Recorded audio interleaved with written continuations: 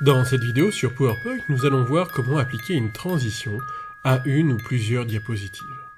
Lorsqu'il s'agit d'appliquer une transition sur une seule diapositive, le mode d'affichage normal peut suffire ici.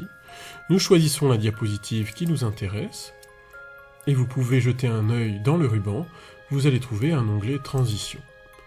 Il suffit de choisir la transition que vous souhaitez, par exemple ici Pousser, pour qu'elle s'applique ici à la diapositive.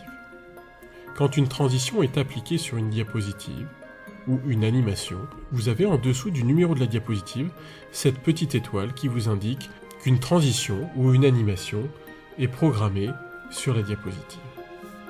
Maintenant que vous avez choisi votre transition, il faudrait régler la transition avec l'option de la transition que vous allez trouver sur ce bouton-là dans le ruban, et on va pouvoir choisir l'effet contextuel par rapport à la transition que vous avez choisie. J'ai une transition de poussée, je vais donc pouvoir choisir le sens de poussée ici, par exemple à partir de la gauche.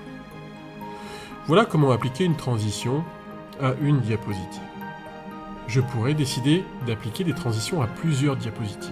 Alors ici, mieux vaut être dans le mode de trieuse de diapositives. Pour cela, vous pouvez l'enclencher tout en bas de l'écran sur le bouton qui représente les 4 petits carrés, ou alors, dans la rubrique Affichage, vous allez trouver Trieuse de diapositives. La trieuse de diapositives est assez intéressante puisqu'elle vous montre toutes les diapositives en miniature. On peut d'ailleurs dézoomer si on veut les voir plus. Et ici, je vais pouvoir choisir toutes les diapositives intéressées par ma transition. Simplement en choisissant la première, et puis en choisissant la dernière avec la touche Shift d'enfoncer. Comme cela, ça sélectionne toutes les diapositives intermédiaires. Ou alors, je souhaite sélectionner les diapositives de manière aléatoire, et donc là, je prendrai la première diapositive et les suivantes avec l'appui sur la touche CTRL. Et comme ça, je peux sélectionner les diapositives qui m'intéressent.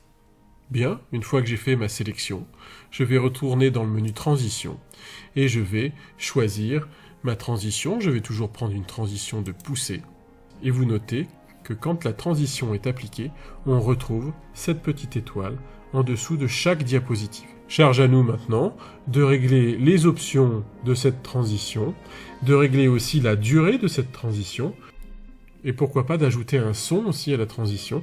Vous avez une bibliothèque sonore assez riche, et vous pouvez choisir un son venant d'un fichier de votre ordinateur avec cette commande.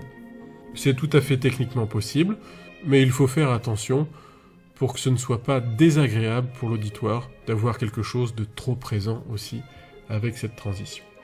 Faites attention aussi d'avoir des transitions qui soient brèves et qui conservent le dynamisme de votre diaporama. Je vous remercie d'avoir visionné cette vidéo.